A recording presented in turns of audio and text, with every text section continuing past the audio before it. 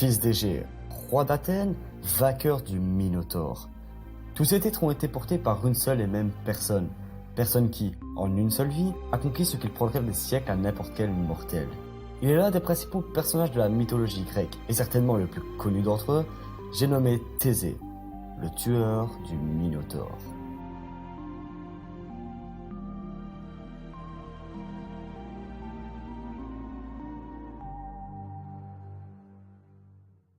Notre histoire commence à Athènes, en des temps immémoriaux. Le roi Égée, alors puissant souverain d'Athènes, est frappé d'une étrange malédiction. Il n'arrive pas à faire d'enfant. Après de multiples tentatives infructueuses, il décide donc d'aller voir l'oracle de la région, qui, aux grandes dames du souverain, lui donne toujours le même conseil. Prends garde à ne pas ouvrir ton autre de vin avant d'arriver à Athènes, sinon malheur sur toi arrivera. Malheureusement pour lui, le souverain aime l'alcool, et malgré les avertissements de l'oracle, il décide d'aller boire un verre sur le chemin du retour, chez son ami Pythée. L'alcool faisant sa besogne, le roi se retrouve malgré lui dans le lit d'Aétra, la fille de Pythée, à qui il donne, cette fois-ci malgré elle, un enfant. Mais le roi étant le roi, Égée doit retourner à son devoir de souverain. Mais n'étant pas le dernier des imbéciles, il est là caché des sandales et son épée sous un rocher, et dit ceci à la mère de son enfant. Si jamais un fils naît de notre union, tu devras lui révéler cet emplacement une fois qu'il sera adulte. Le jour où il sera capable de soulever ce rocher, alors il sera prêt à affronter sa destinée. 9 mois passèrent et un fils naquit bel et bien.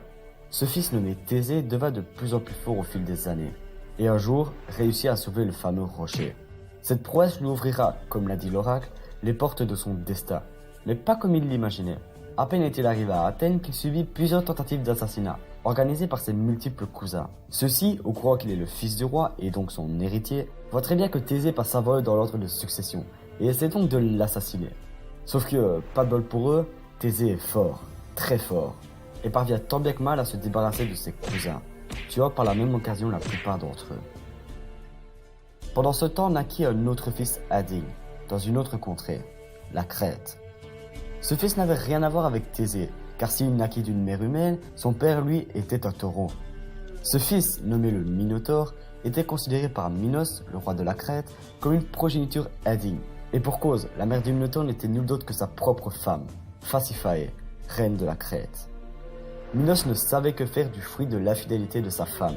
Il décida de l'enfermer dans un labyrinthe, créé par l'architecte Dédale, et ce, jusqu'à sa mort. Mais le Minotaure, il faut bien le nourrir, et pour ça il n'y a pas 36 façons. Alors plutôt que de sacrifier ses sujets, et aussi parce que son fils y est mort, Minos décide de déclarer la guerre à Athènes, guerre que ces derniers vont perdre.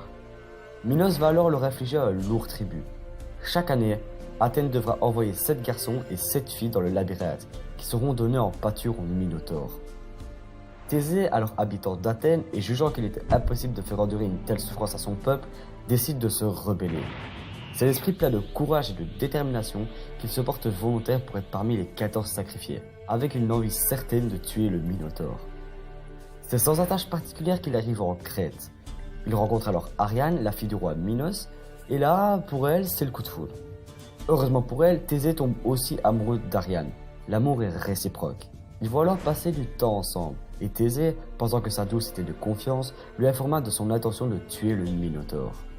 La belle Ariane, étant plus qu'à la hauteur de ses espérances, va non seulement ne rien dire à son père, mais décider de l'aider à tuer le Minotaure. Et ce à une seule condition. Thésée doit l'épouser. Ce dernier ne perdit pas de temps pour accepter, et Ariane lui transmet alors l'objet de son salut, une pelote de fil. Cette pelote de fil, qui pourtant ne paie pas de mine, Thésée l'accrocha au début du labyrinthe, ce qui lui permit de vaincre le plus grand danger qu'il eut à affronter, le labyrinthe lui-même. C'est avec le courage et la foi que lui a transmis sa belle que Thésée va atteindre la fin du labyrinthe. Il va alors porter un coup d'épée au Minotaure, puis l'achever avec son poignard. Le Minotaure est tué, la ville d'Athènes est sauvée, et Thésée, après son dur labeur, peut enfin retourner chez lui.